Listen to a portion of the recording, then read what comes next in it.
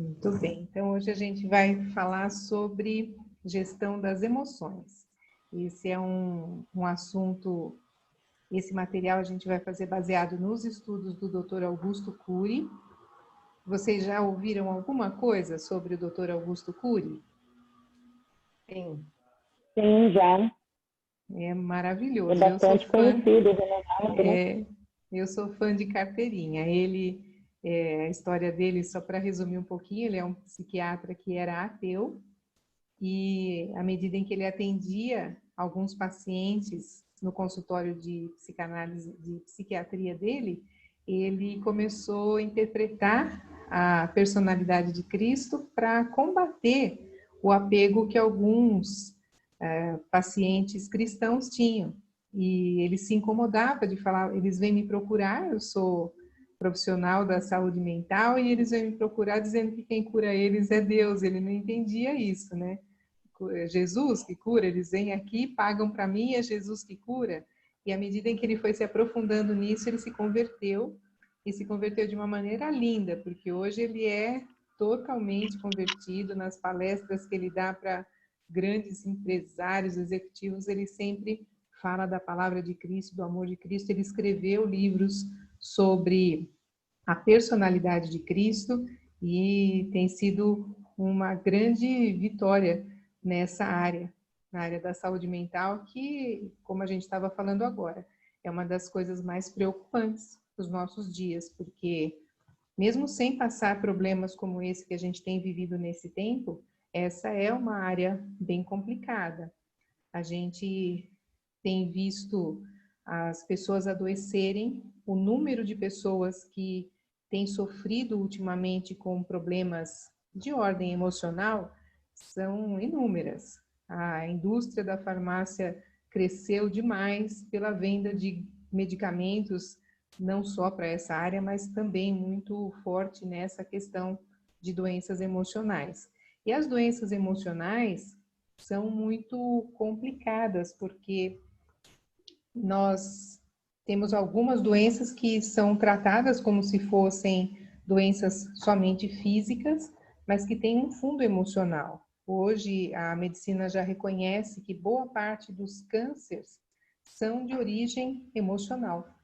E é um problema sério, é a somatização, né? Do grego, a palavra soma é matéria. Então, a gente materializa aquela emoção e aquilo se transforma numa matéria no nosso corpo e pode trazer diversos problemas, aparentemente só físicos, mas que são também de ordem emocional. E para a gente conseguir fazer a gestão da nossa mente, fazer com que a gente consiga liderar a nossa psique, né? Um líder, antes de liderar alguém, precisa liderar a si mesmo. A gente precisa aprender os nossos limites, e aprender com os nossos limites é que a gente aprende os limites dos outros também, para a gente poder ter uma relação humana com maturidade. Esses dias, esse versículo falou muito comigo. O Provérbios 26:17, que fala isso: o que passando se mete em questão alheia é como aquele que toma um cão pelas orelhas. Eu sempre, quando leio esse versículo, fico imaginando alguém pegando um pitbull pelas orelhas, né? Vai comprar uma briga que não tem condições de ganhar. E essa situação acaba sendo uma realidade nessa área que a gente vai falar hoje, porque à medida em que a gente não tem controle das nossas emoções, a gente acaba pegando as questões que não são nossas, seja para ajudar alguém, para resolver uma questão que não está ao nosso alcance, porque nós nem sempre temos condições de dar o apoio que aparentemente nós entendemos como aquilo que a pessoa precisa. E muitas vezes a gente também acaba interferindo no bem-estar das pessoas, acaba tendo uma relação que não beneficia nenhuma das partes, e isso tem que ser também um primeiro caminho da nossa busca da gestão da nossa emoção. O Dr. Augusto Cury fala muito sobre os nossos hábitos, e Eu me incluo nisso porque perder alguns hábitos não é fácil, ainda mais depois que a gente já está numa certa idade, né, gente? Esse mês eu ainda aumento a minha idade daqui uns dias e 15 dias aí eu já estou fazendo mais uma primavera. E a gente percebe como a, a gente acaba querendo com que as coisas aconteçam da forma que a gente acredita que elas sejam. E isso faz com que a gente tenha essa atitude que o provérbio diz. A gente acaba pegando problemas dos outros, ou porque a gente quer que eles façam as coisas da nossa maneira, ou porque a gente quer transformar pessoas. As pessoas não se transformam. A gente pode contribuir, colaborar, compreender, ter uma relação madura aí com as pessoas, mas nunca tentando fazer com que elas façam as coisas da nossa forma. A gente tem que ter certos cuidados com isso, principalmente em família. E esse relato que eu dei para vocês no nosso bate-papo inicial aqui, boa parte das reclamações que as pessoas tiveram nesse tempo de pandemia, das discussões entre família, normalmente é isso. As pessoas estão certas, todos os lados certos, mas cada um quer o certo do seu jeito. E ninguém é dono da verdade, nenhuma verdade é completa. A gente tem que dar liberdade das pessoas terem seus espaços, né? Boa noite, Lidiane, tudo bem com você? Então, uma das coisas que a gente precisa entender é isso, a gente tem que respeitar o espaço do outro, e isso é que é maturidade na relação humana. A gente tem que entender as formas com que as pessoas agem e reagem. Não dá para a gente querer que tudo aconteça da forma como a gente quer. Recebi seu chat, Lidiane, boa noite, tudo de ótimo para você também. Então, é importante que a gente reconheça esse nosso espaço, em que ponto a gente pode interferir, e nessa interferência a gente está trazendo uma possibilidade de uma relação madura ou a gente está interferindo negativamente. Quantas vezes a gente vê uma pessoa fazendo alguma coisa que é notoriamente ruim, um vício, vamos falar sobre um vício. Uma pessoa que é alcoólatra. Quando a gente olha de fora, para quem não tem esse tipo de problema, pode parecer muito fácil de resolver. E é muito comum que as pessoas interfiram na vida de pessoas que tenham esse tipo de problema, entendendo que a pessoa tem uma fraqueza por não conseguir se livrar daquela bebida. E não é simples assim. As pessoas não têm escolha para algumas questões e a gente não tem o direito de ferir as pessoas, né? A palavra interferir já tem no bojo dela o ferir, né? E a gente precisa ficar atento a isso. De que maneira a gente vai colaborar, de que maneira a gente vai contribuir e de que forma a gente vai fazer com que a pessoa tenha condições de andar pelos próprios passos e não só se envolver naquilo que para nós é o certo. É certo que a bebida não é certa para ninguém, ela vai ter problemas físicos, emocionais e financeiros, tem uma série de problemas. Mas o fato da pessoa ter essa escolha, nós todos somos livres, e essa deve ser uma escolha da pessoa, e não adianta você tentar fazer a pessoa mudar por força. Ela vai ter que mudar pelo amor, pelo convencimento. Cada um muda por uma razão. A gente precisa saber que existem situações, mas o que não pode acontecer é que a gente interfira de forma agressiva com essa pessoa. Isso acaba trazendo um problema para as duas pessoas. É aqui o versículo, é agarrar o cão pelas orelhas, porque a gente fere a pessoa e a gente se fere também. E manter relações equilibradas depende disso, depende da gente conseguir conviver com aquilo que para nós não é o correto, aquilo que para nós pode parecer errado. Então é importante ficar atento a isso. Alguma de vocês já conviveu com alguém que tivesse algum vício e que conseguiu superar de alguma forma?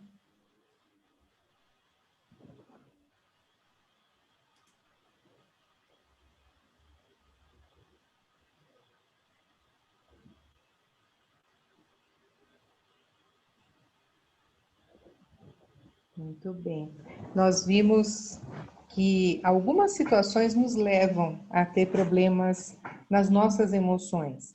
A psicologia, a psicanálise, a psiquiatria vem evoluindo muito nas questões de análise dessas situações. Vem mostrando o que de fato interfere no bem-estar emocional. Freud, que foi um dos grandes psicólogos da nossa, psicanalistas da nossa era, ele tem trabalhos maravilhosos, mas ele tinha a percepção, nos seus primeiros trabalhos, de que apenas as crianças até os 7 anos de idade que passassem por problemas emocionais é que na fase adulta teria algum tipo de problema.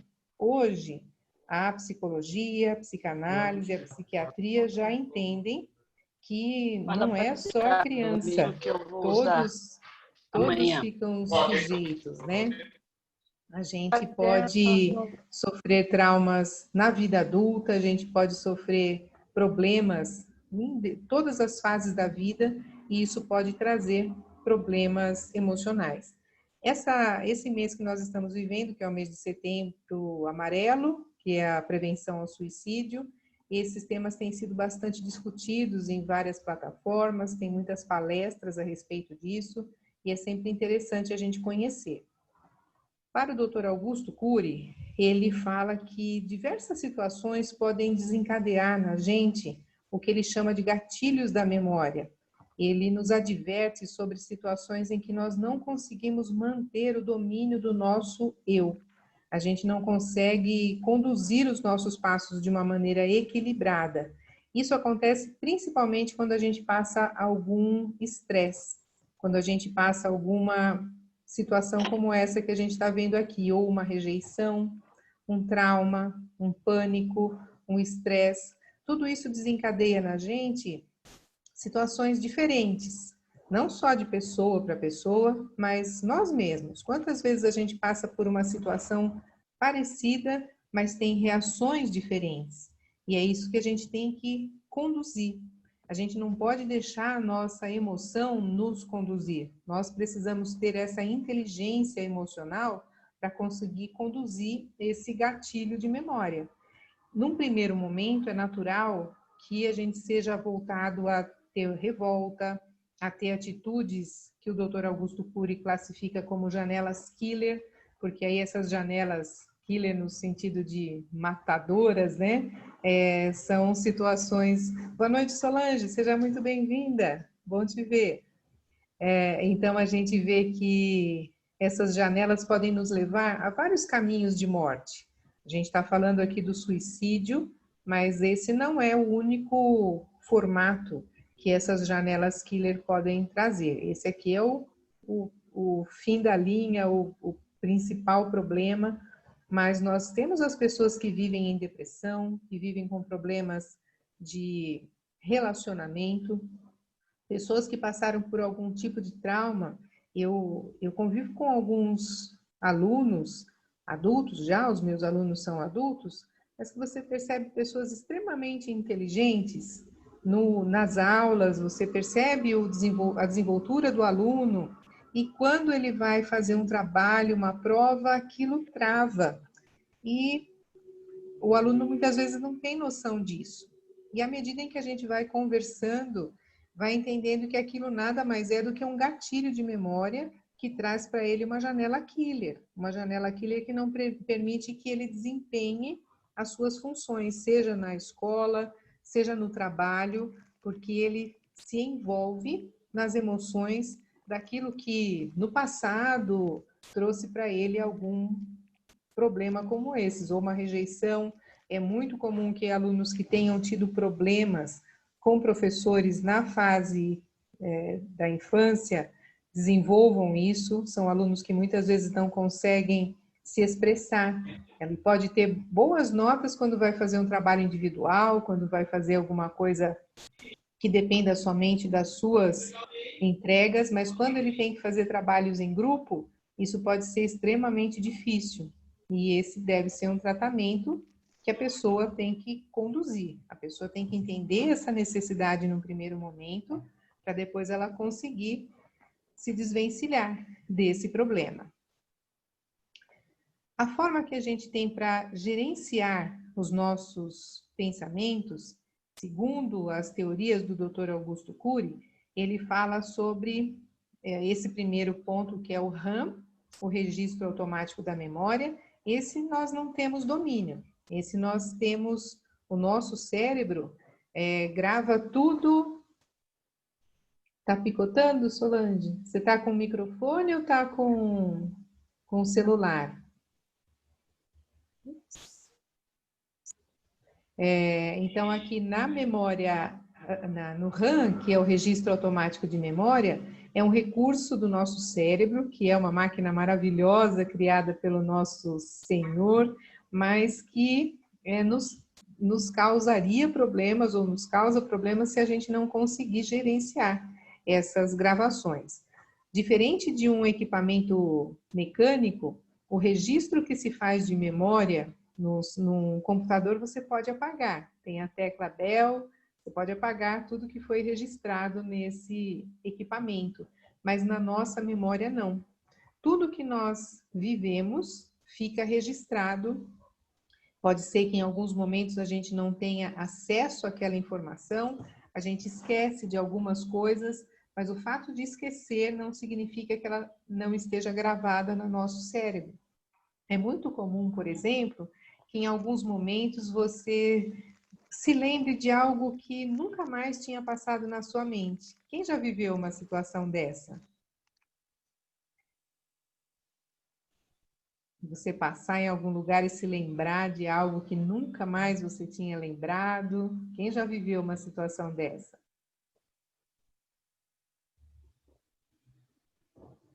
Eu já vivenciei várias vezes. E teve aquela sensação de déjà vu também.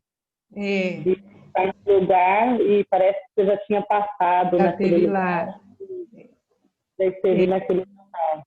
Exatamente. Então, tem várias explicações para isso. Tem algumas coisas que também geram aquele gatilho da memória que o Dr. Augusto Cury menciona, que é ou porque você passou num lugar e aquilo te fez relembrar algo que você de fato tivesse vivido. Em alguns momentos, aquela sensação de que aquilo aconteceu e não aconteceu. Algumas pessoas até acham que isso é uma viagem astral, né? Mas o Dr. Augusto Cury fala que os nossos pensamentos são como filmes. Eles ficam gravados, mas a gente também consegue alterar um pouquinho. Então, é muito comum que quando a gente tem essa sensação de estar vivendo algo já vivido e que a gente não tenha vivido, são adaptações que a gente faz nas nossas memórias. E esse é o recurso que a nossa memória nos dá para a gente resolver problemas de memórias que possam ser negativas, que é através desse segundo item que ele fala para a gente, o DCD, duvidar, criticar e determinar. Na palavra, nós temos sempre advertências para que a gente organize os nossos pensamentos, para que a gente mude a nossa forma de... Meia hora. A nossa forma de encarar aquilo que é verdade. A gente tem que fazer os nossos ajustes. A palavra diz para a gente transformar a nossa memória segundo a palavra de Deus. E nesse DCD que ele fala, é bem o caminho. Se a gente tem uma percepção de alguma coisa que ficou gravado na nossa memória, a gente tem que criticar e determinar. O Dr. Augusto Cury, inclusive, fala que isso já deveria ser ensinado para as crianças. E a gente não tem esse hábito. A gente foi ensinado a conviver com aquilo que a gente sente como se tudo que a gente sente fosse real. E a gente precisa começar a usar na minha opinião, esse elemento que o Dr. Augusto Cury nos ensina é o caminho mais curto e o mais importante para a gente conseguir gerenciar os nossos pensamentos. Quantas vezes uma pessoa ouve uma advertência, ouve uma crítica e ela já se dói com aquilo, ela já tem um mal-estar, ela se sente injustiçada E na maioria das vezes, as palavras não são para ferir, as palavras são para orientar. Quantas vezes a gente vê pessoas que interpretam aquilo que ouviram de outras pessoas como se fosse algo negativo para elas, e nem sempre é. Então a gente precisa ficar atento a isso. Quantas vezes as pessoas se sentem diretamente ofendidas e a pessoa que foi o ofensor ali talvez só estivesse pensando numa outra situação, não estava pensando em nos ofender. Então é nisso que a gente precisa cuidar.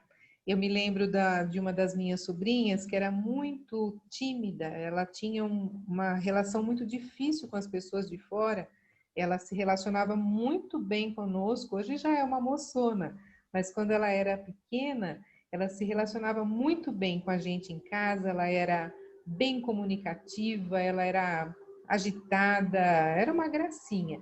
Mas quando a gente saía, ela tinha alguns traumas, ela é muito grande. A família do meu marido toda é muito grande. E ela se sentia mal por isso, porque ela era sempre a maior das crianças da idade dela. E aí, quando a gente entrava em algum restaurante, eu notava que ela tremia, era sofrido para ela.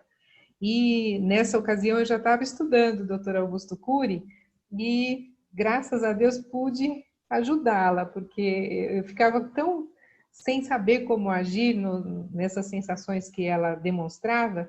E eu me lembro de um dia que a gente estava entrando num restaurante e ela apertou a minha mão e ela falava assim: olha aí, todo mundo olhando. Ela se sentia sempre o alvo das atenções. Ela tinha perto de 9, 10 aninhos.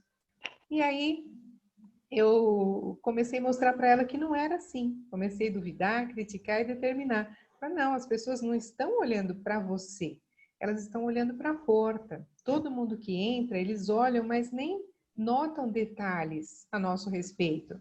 Se alguém perguntar que cor de roupa você está usando, eu acho que muita gente nem vai lembrar. E ela começou a pensar sobre isso e, graças a Deus, foi caminhando nisso e mudou a forma de encarar isso. Mas aquilo me fez pensar, a gente faz isso, talvez não com coisas tão simples como a Marcela fez no restaurante, mas quantas vezes a gente passa por um grupo e percebe algum olhar e acha que aquele olhar foi para a gente? Nem sempre é. Na grande maioria das vezes é só uma interpretação errônea nossa. Quantas vezes uma pessoa fala conosco de uma maneira agressiva e a gente entende que aquilo foi uma agressão contra nós, quando na maioria das vezes é uma forma que a pessoa teve naquele momento de se expressar. Então é isso, a gente precisa duvidar daquilo que num primeiro momento a gente acreditou e colocar aquilo numa nova peneira. O que aquilo de fato quer dizer, de que maneira aquilo pode representar algo na nossa vida, né? E aí o Dr. Augusto Cury fala que desses gatilhos da memória, a gente tem duas alternativas. Ou as janelas killer, que são aquelas que nos levam a cometer erros, a sofrer com emoções negativas, mas nós podemos transformá-las em janelas light. São janelas que fazem com que a gente avance, superar problemas, superar essas situações que nos aprisionam. Essas janelas são janelas encarceradoras, a gente vive nos cárceres dessas memórias aí, e se não conseguir se desvencilhar, a gente pode adoecer de diversas formas. Aquelas que nós já comentamos, da depressão, do câncer e outras diversas situações que podem nos acometer. Então é importante que a gente tenha essa força, essa determinação para resolver esses problemas aí. O que o Dr. Augusto Cury fala que nós não aprendemos na fase infantil, que seria o melhor caminho, porque tudo que a gente aprende quando é criança é mais fácil, não que nós adultos não tenhamos condições de aprender, nós sempre aprendemos, mas as crianças aprendem com maior facilidade porque elas não dividem a sua atenção com tantas outras coisas como nós dividimos, então para a gente é mais difícil aprender. Mas nas formas de entender a nossa aprendizagem, nós temos 2 tipos de pensamentos que são a estrutura da nossa mente. Um deles é o pensamento dialético, que é o pensamento lógico.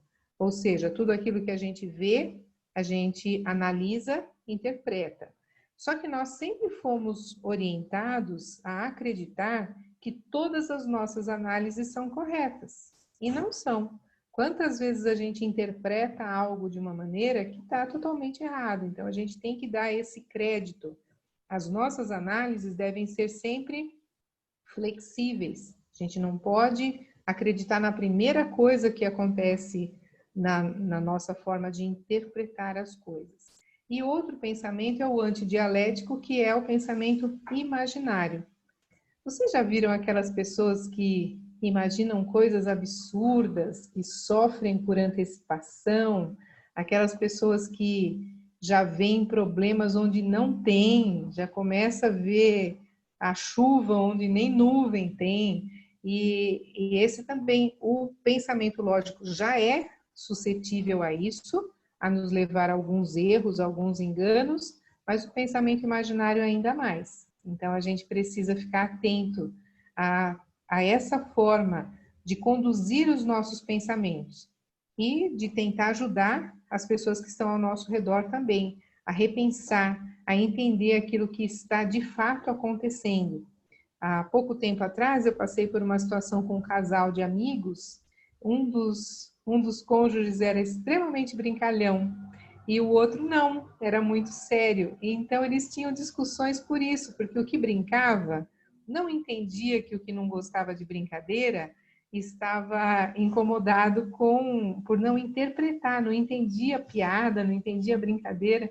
E o que ouvia as brincadeiras não entendia como o outro tinha aquela postura que ele achava tão fora de propósito. E aí, Ministério de Casais, a gente né? Aí começamos a conversar, vocês estão percebendo? Isso aqui é brincadeira, isso aqui não é... Parecia coisa de criança, gente, mas resolveu um casamento, olha que beleza. Eles, lógico que tem outros problemas, mas esse problema eles não têm mais, porque na hora que um não entende, o outro não aceita, eles começam já a repensar antes daquilo virar uma briga. Porque briga doméstica, na grande maioria dos casos, acontece por motivos banais. E é isso que não pode deixar acontecer. A gente tem que ter ambientes saudáveis. Os ambientes saudáveis são o caminho principal para a gente conseguir equilibrar as nossas emoções. E todo mundo que está envolvido está sujeito ali. Tudo que acontece de errado ao nosso redor interfere no nosso bem-estar. Eu não tinha muito essa noção. Você acaba convivendo com tantas situações, às vezes até de rispidez, né? E teve um dia que foi um episódio até na igreja, uma discussão que aconteceu entre 2 pessoas, não tinha nada a ver comigo. Eu só ouvi e depois as pessoas foram conversar com o pastor Jossi e ele chamou as pessoas que estavam ao redor para a gente relatar o que é que tinha acontecido ali, porque acabou virando uma discussão entre 2 irmãos, e eu comentei o que eu tinha visto só para contribuir com a exortação que ele ia ter que fazer com aquelas pessoas. E depois que eu terminei de falar, ele me pediu perdão.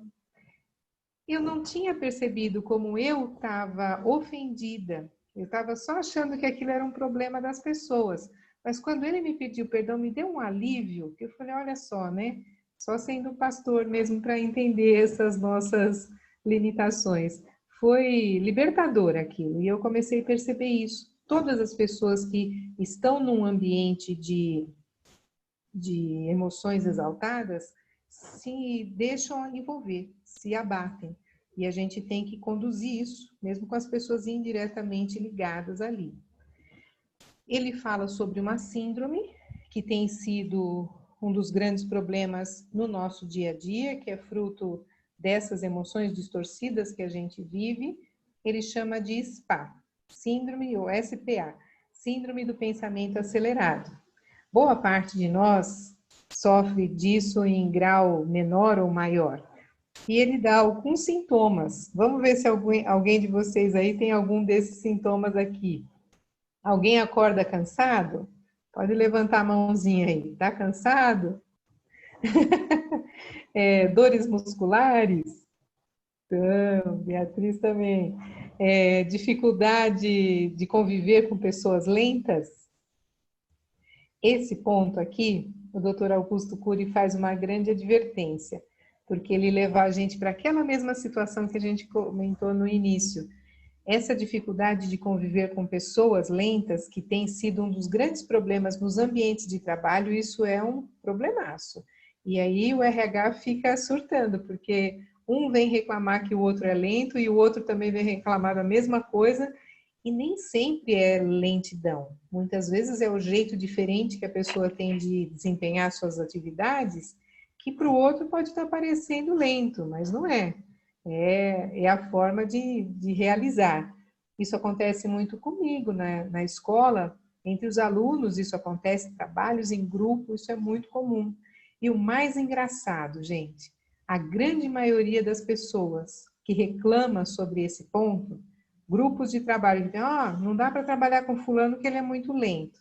Eu recebo as entregas e eu vejo que normalmente quem é acusado de muita lentidão são os melhores, aqueles que mais entregam, às vezes porque é mais concentrado, porque é mais dedicado, e quem está ao redor só quer fazer no seu ritmo, sem saber se o seu ritmo vai trazer resultados melhores ou não. Então, tem que ficar bem atento com isso aqui. Quem de fato é o lento que está ao nosso redor? Dificuldade para dormir. Alguém tem aí? Alguém tem mão para me emprestar? Então, eu nem até baixei a mão, senão a mão ia cair até a próxima slide. Fora do computador. Ia vir aqui na minha tela. É o mal do nosso tempo, né? E a gente vê, a maioria das pessoas que eu conheço toma algum remédio para dormir, porque nosso envolvimento com tantas coisas aí deixa a gente bem problemático mesmo, né? Essa é uma das partes mais sensíveis.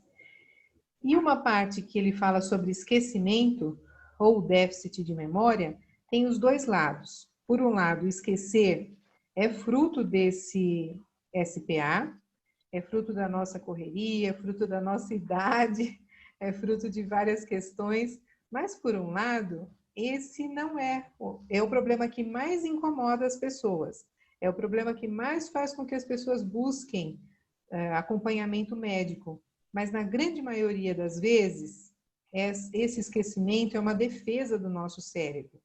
Nós não precisamos lembrar de tudo o tempo todo, a gente quer lembrar, mas não é necessário.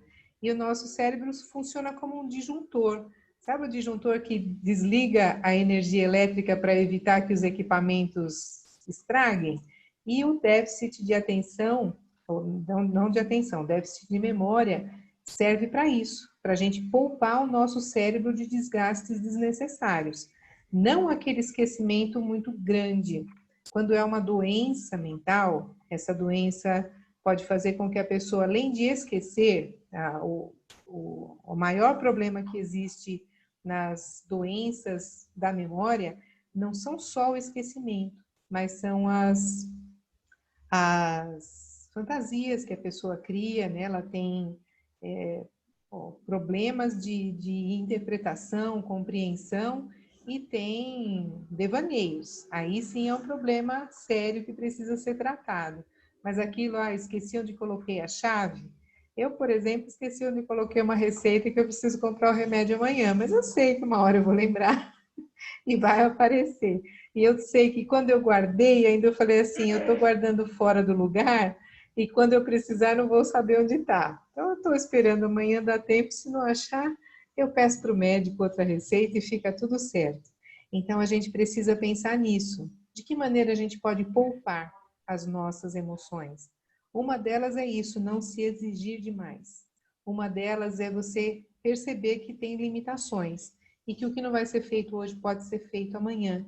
A gente tem que ter esse equilíbrio e tem que transmitir isso para as pessoas. As pessoas precisam entender esses limites. entre os apóstolos, tinham algumas características emocionais bem complexas aí, né? E eu achei interessante a ótica do Dr. Augusto Cury, porque normalmente a gente acha que o grande vilão em todos os sentidos é o Judas, o que já é também uma característica da nossa forma de interpretar as coisas. Judas foi errado no que ele fez. Sem dúvida, a atitude dele é condenável, mas as emoções dele talvez sejam as menos prejudiciais do que dos outros. O Pedro, imagina, gente, o Pedro do nosso lado.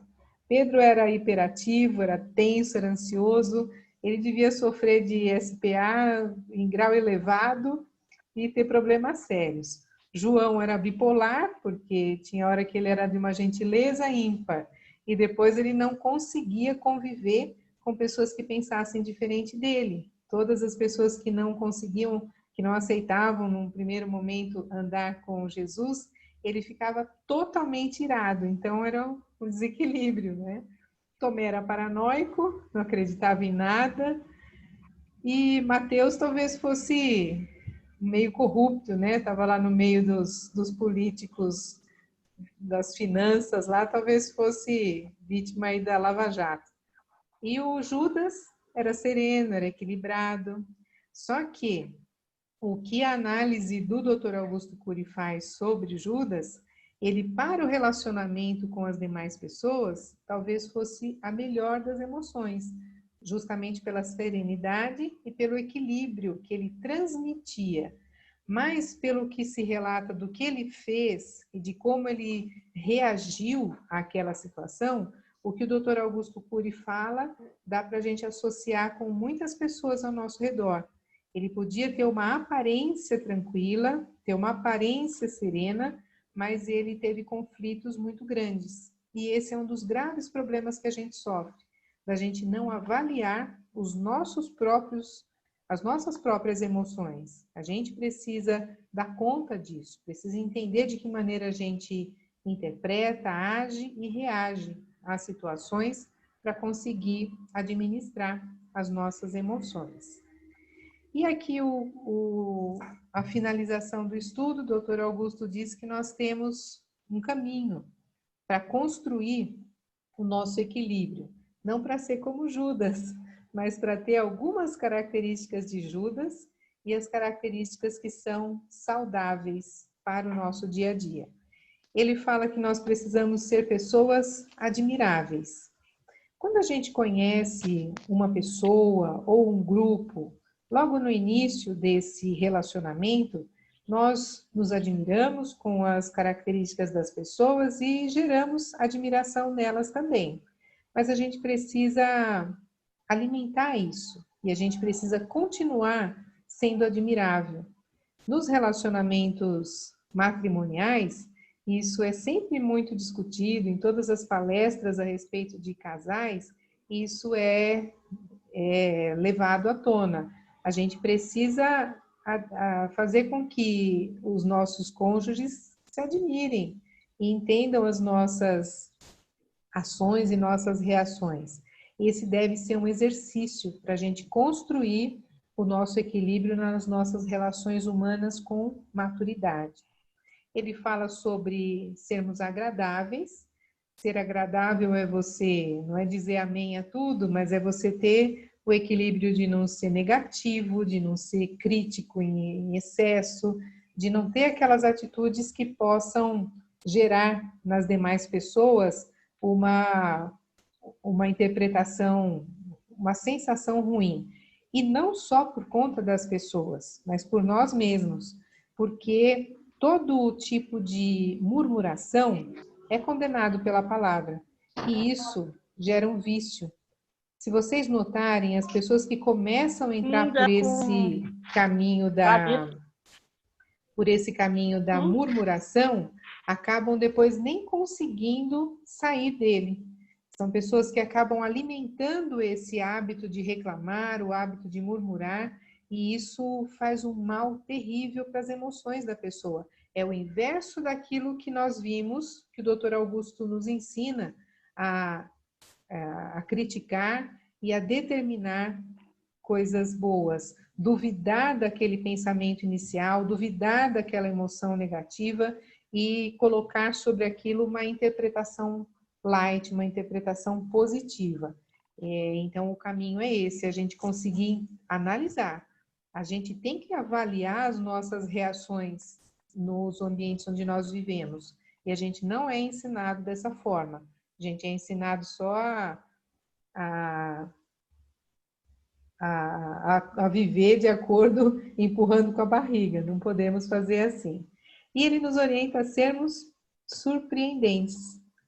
A surpresa, a fazer com que as pessoas se sintam importantes, de novo levando sobre a visão de como dos relacionamentos, sejam eles matrimoniais ou de amizade, você dá um elogio fora de tempo, não elogios falsos, porque elogio falso é bajulação e bajulação não vem de Deus, mas um elogio sobre aquilo que a pessoa tem de característica positiva, um presente, um carinho, um afeto que você faça às pessoas que estão ao seu redor, gera uma corrente. Tem até algumas campanhas aí sobre a corrente do bem, um bem que você faça para alguém, essa pessoa animada vai fazer para outro, e isso vai chegar de volta até você.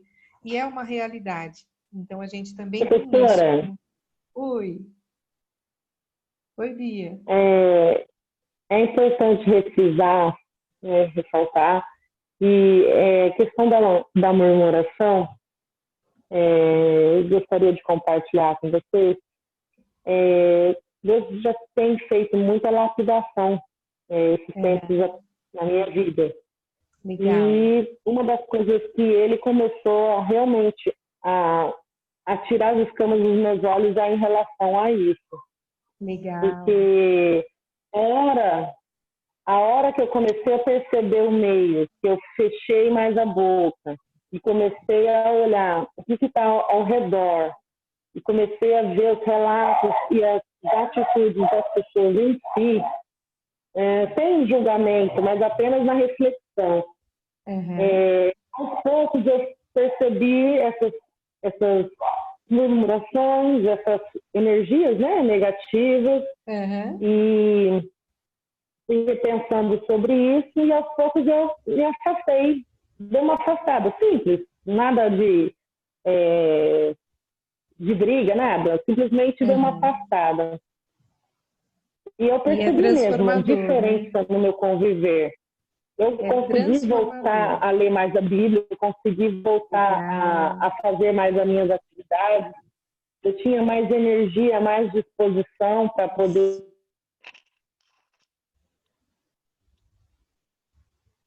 Isso, maravilhoso. É isso mesmo, Beatriz, isso é transformador.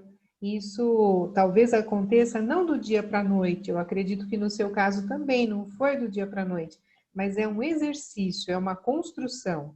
A gente precisa... É um exercício, mas eu acho que o mais difícil foi o perceber isso. Exatamente. O quanto isso estava me fazendo mal sem eu perceber. E o difícil não foi me afastar, o difícil não foi relacionar, o difícil não foi fazer essa reflexão. O difícil foi eu perceber o quanto isso roubava a minha energia, o quanto isso roubava as coisas que eu poderia estar fazendo, tempo, demandando coisas positivas. Exato, porque isso gera uma insatisfação, não é, Bia? Assim que eu comecei a segregar algumas coisas, as coisas começaram a mudar. E aí foi onde eu percebi que realmente essas influências de murmuração, reclamação, e é complicado, porque a maioria das pessoas que eu me relaciono são crentes, né? Se denominam evangélicos. E o quanto isso estava interferindo na minha vida, eu não estava percebendo. Não percebe. E é um vício, né? Isso vira um vício e ele cresce muito rápido. À medida em que a murmuração começa a fazer parte da gente, ela nos traz insatisfação, ela rouba a energia, como você comentou, e ela destrói os relacionamentos, porque as pessoas que continuam ao nosso redor, ou vão ser murmuradoras como nós, ou vão se afastar. Quem não consegue conviver com a murmuração, muitas vezes se afasta, né? Então, é importante a gente perceber isso, analisar essa situação e ver como pequenas ações já são suficientes para ir construindo um equilíbrio. E o inverso é verdadeiro. Da mesma forma como a murmuração nos envolve e nos rouba o tempo, nos leva para uma atitude de vitimistas, o trabalhar disso e tirar da nossa mente essas reclamações, essas murmurações, nos faz avançar, nos faz crescer. É isso que a gente precisa trabalhar. E esse trabalho pode ser a partir daquele método que o Dr. Augusto Cury fala. Quando esse pensamento chegar na sua mente, duvida dele, porque toda murmuração, na grande maioria das vezes, é mentira. É uma mentira que o acusador, o diabo coloca na nossa mente e a gente dá crédito para ela.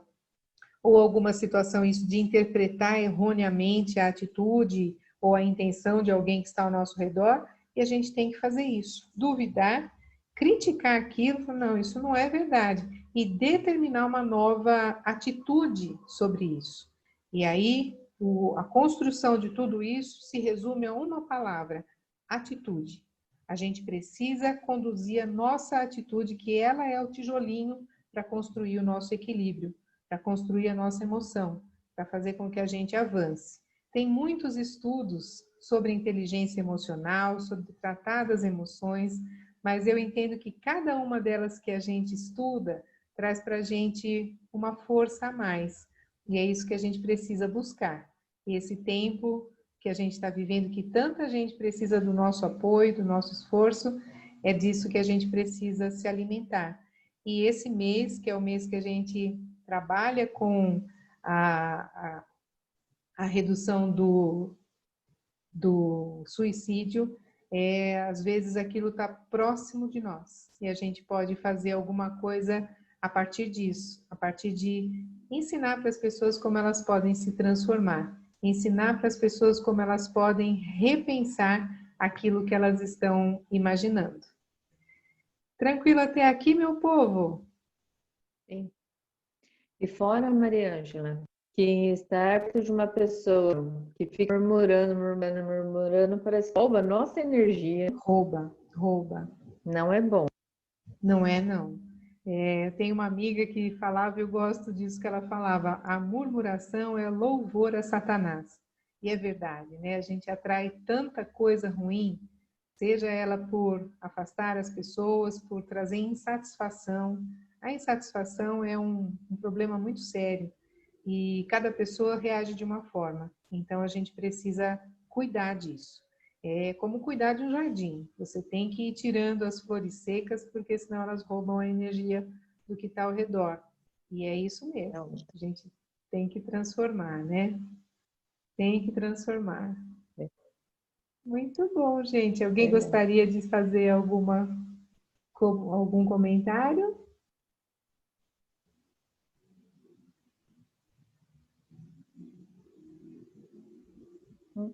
Tudo certo até aqui?